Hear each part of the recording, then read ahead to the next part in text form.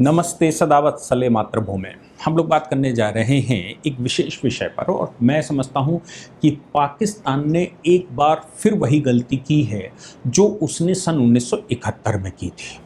1971 की गलती अब उसको दूसरे देश कैसे कैश करवाएंगे ये अलग बात है। मैं बताता हूं कि 1971 में क्या गलती की थी और अभी उसने आज क्या गलती की है। 1971 में उनकी इंटरनल डिस्टर्बेंस चल रहा था।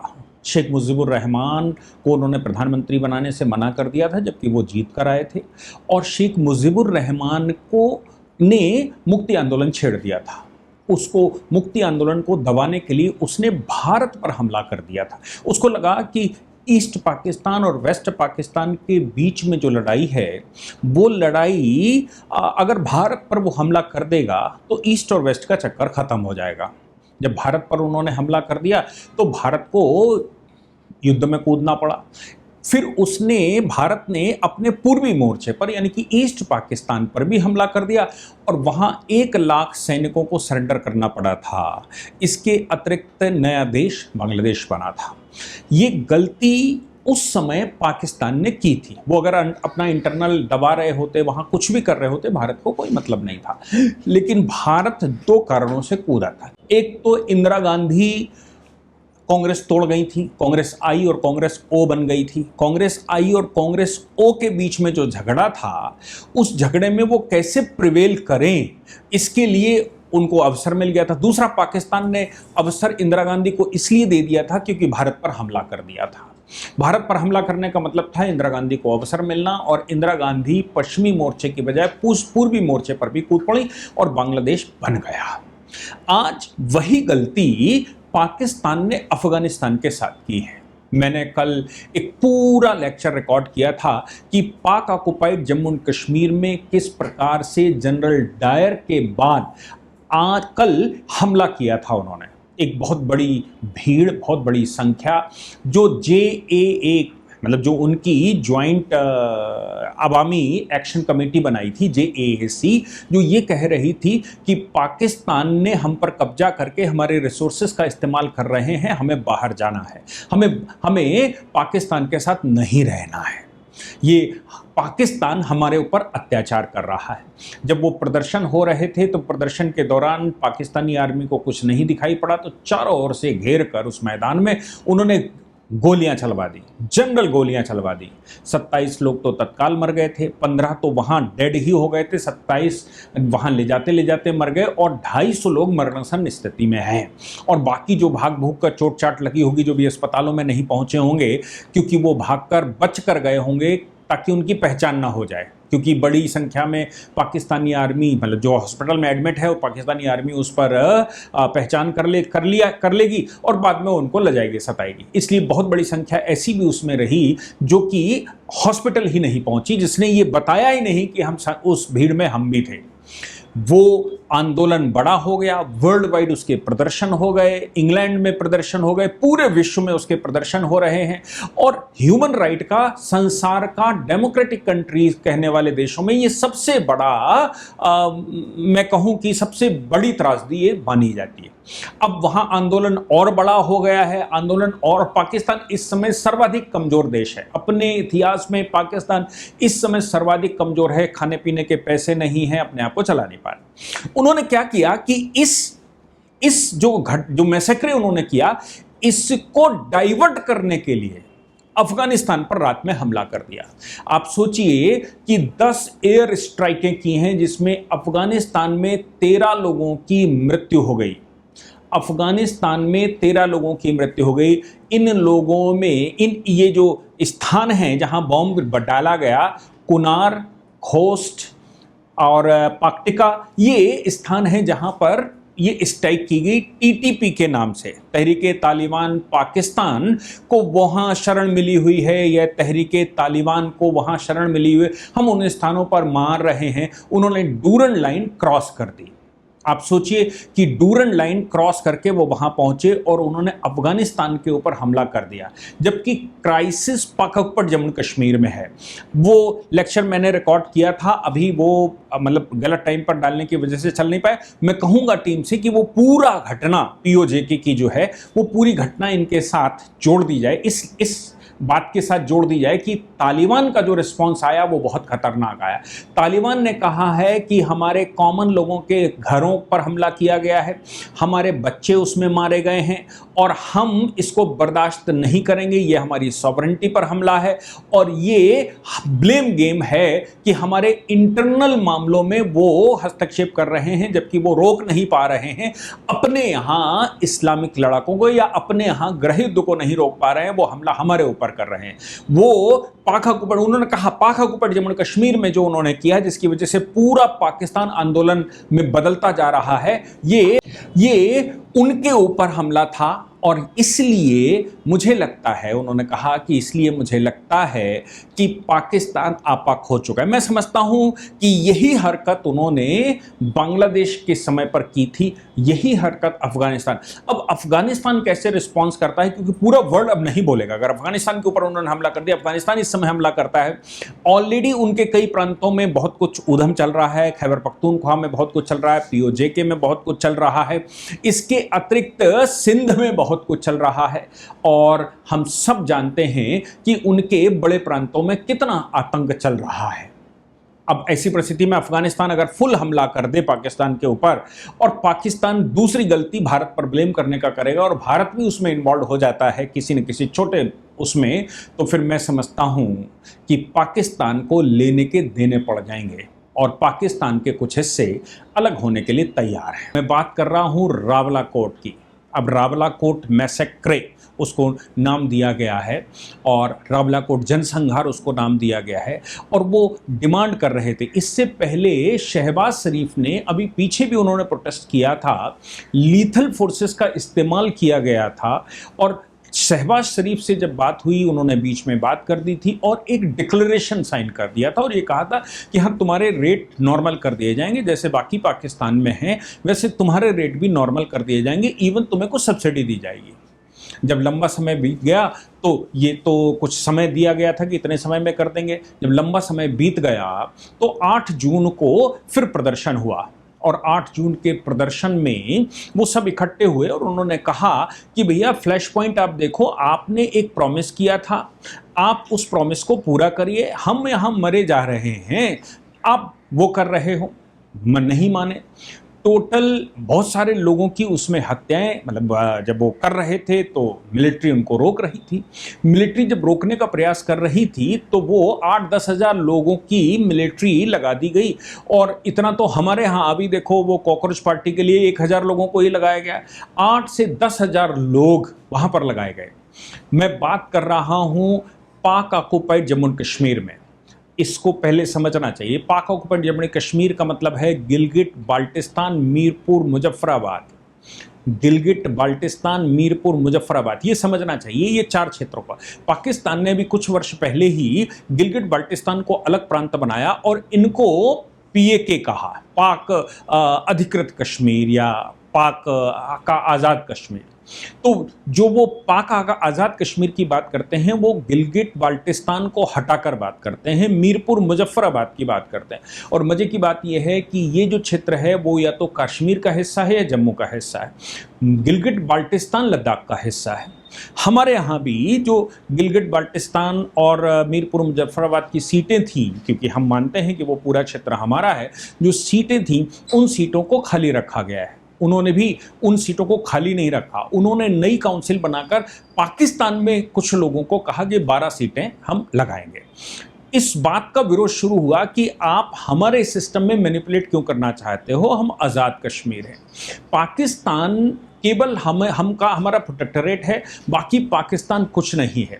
इसको ध्यान में रखते हुए जब छोटे छोटे ग्रुप्स कर रहे थे तो एक ज्वाइंट अवामी कमेटी बनी जिसको JAAC कहा, ज्वाइंट अवामी action committee.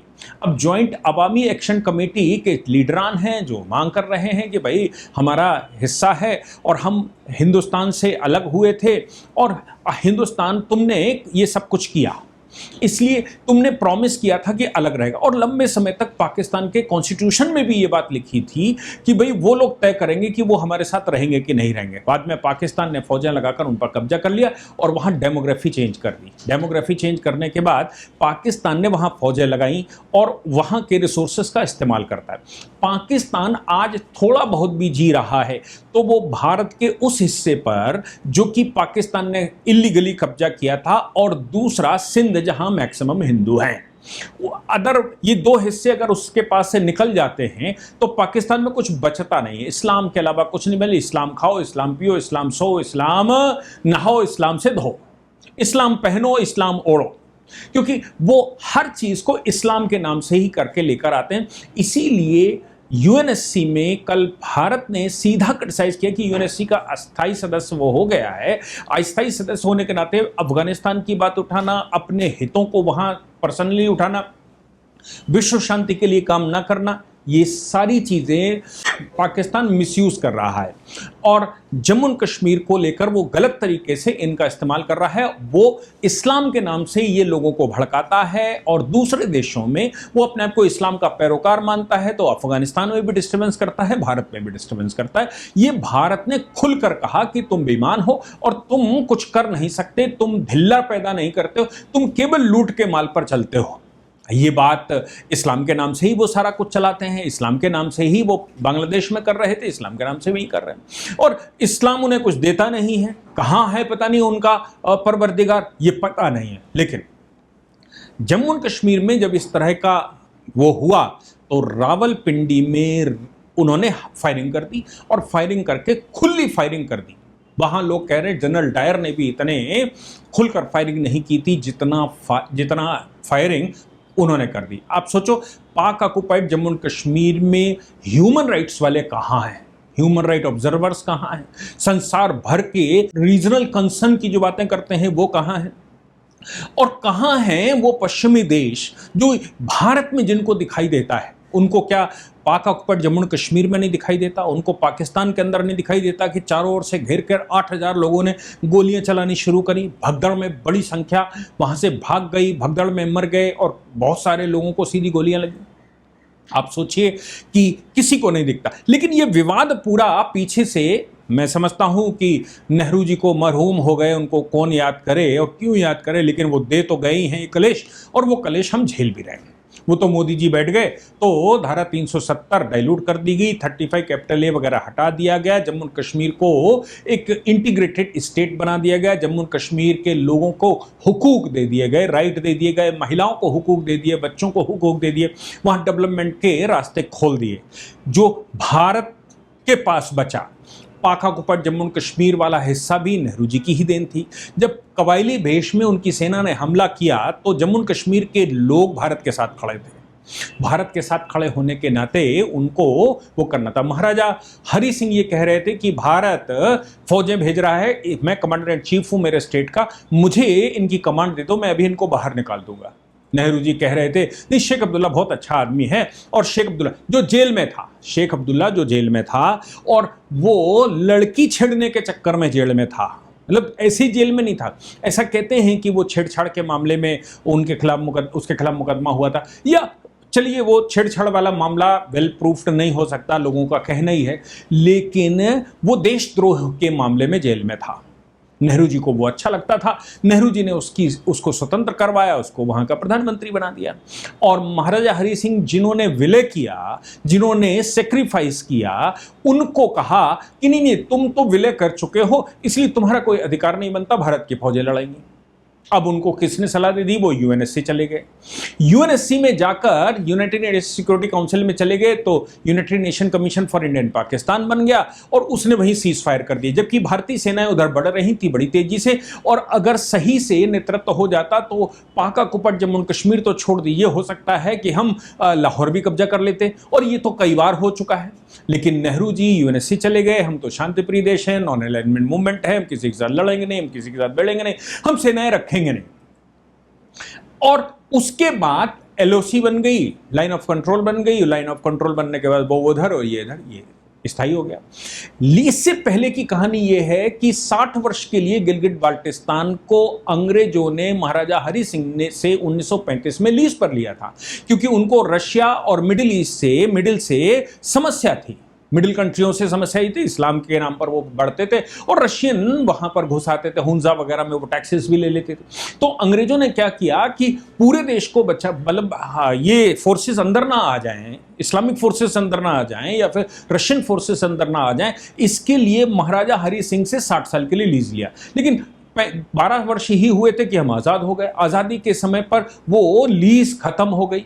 Major Ghansar Singh वहां पहुंचे, भेजा गया उनको गवर्नर बनाकर। पहला governor major brigadier Ghansara Singh बने थे।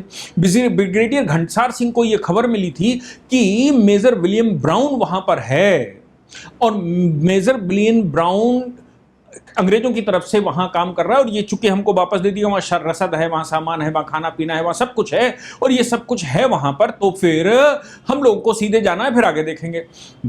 मेजर ब्राउन ने वो रसद सब समाप्त कर दी और वो झंडा लेकर पाकिस्तान चला गया। पाकिस्तानी कबायलियों का वो नेतृत्व करते हुए उसने हमला कर दिया। गिलगिट बाल्टिस्तान में ब्रिगेडियर घनसार सिंह की गिरफ्तारी हुई और उधर से कबायलियों का हमला हो गया, उनकी हत्या कर दी गई और कबायलियों का हमला हो गया। कबायलियों के हमले के बाद वो इस तरफ बढ़े, वैली की तरफ बढ़े, तो वैली में मुसलमानों ने ही खबरें भारतीय सेना को दी, जिसका परिणाम निकला कि भारतीय सेना एक्टिव हो गई। लेकिन उससे पहले लगातार महाराजा हरि सिंह ये कह रहे थे कि इसकी कमान मेरे हाथ में होनी चाहिए, मैं राज्य का संरक्षक हूं। और मजे की बात यह है कि जम्मू कश्मीर का राज्य पहले तिब्बत को फतेह कर चुका था, चाइना की फौजें को हरा चुका था और चुशूल की ट्रीटी हो चुकी थी। आप सोचिए कि नेहरू जी से पहले, या मैं कहूं कि इस भारत के स्वतंत्र होने से पहले तक का ये स्टेटस था कि मानसरोवर झील हमारे पास है, कैलाश के उस तरफ चाइना है और इस तरफ हम हैं, और ये जो तिब्बत है ये प्रोटेक्टोरेट है जम्मू कश्मीर का। इसीलिए जब जम्मू कश्मीर का अधिमिलन हुआ तो तिब्बत के प्रोटेक्टोरेट भारत को बन जाना चाहिए था। लेकिन नेहरू जी तो नेहरू जी हैं, सोते साते अपना सब कुछ हो गया बढ़िया। वो कहते थे घास में एक तिनका नहीं उगता, क्यों इस पर दिमाग खराब कराना। ये सब उनकी मेहरबानी का परिणाम था कि आज पाकिस्तान मेरे लिए नासूर बना हुआ है, गिलगिट बाल्टिस्तान मीरपुर मुजफ्फराबाद नासूर बना हुआ है और वहां प्रोटेस्ट चल रहे हैं। प्रोटेस्ट वहां हिंदू नहीं कर रहा, वहां प्रोटेस्ट करने वाले मुसलमान हैं। वो मुसलमान जो ये चाहते हैं कि वो भारत के साथ आ जाए, वो मुसलमान जो ये चाहते हैं कि पाकिस्तान से एटलीस्ट उनको छुटकारा मिल जाए। लेकिन इस्लाम के नाम से ये सब कुछ कर रहे हैं और इस्लाम के नाम से ही वहां गोलियां चला रहे हैं। ये भारत के मुसलमानों को भी सोचना चाहिए और विश्व के मुसलमानों को भी सोचना चाहिए, क्या इस्लाम के नाम से ये जनसंहार उचित है? क्या इस्लाम के नाम से तुमने ये जो कुछ भी किया है गिलगिट बाल्टिस्तान या जम्मू कश्मीर में, क्या वो जस्टिफाई किया जा सकता है? सोचने की बात है। लेकिन ह्यूमन राइट वाले कहाँ हैं? विश्व का सबसे बड़ा ह्यूमन राइट, मैं समझता हूं कि ये जो मैसेक्रे है रावला, ये अभी जम्मू कश्मीर, पाक जम्मू कश्मीर का, वो विश्व का सबसे बड़ा रावला कोट मैसेक्रे है।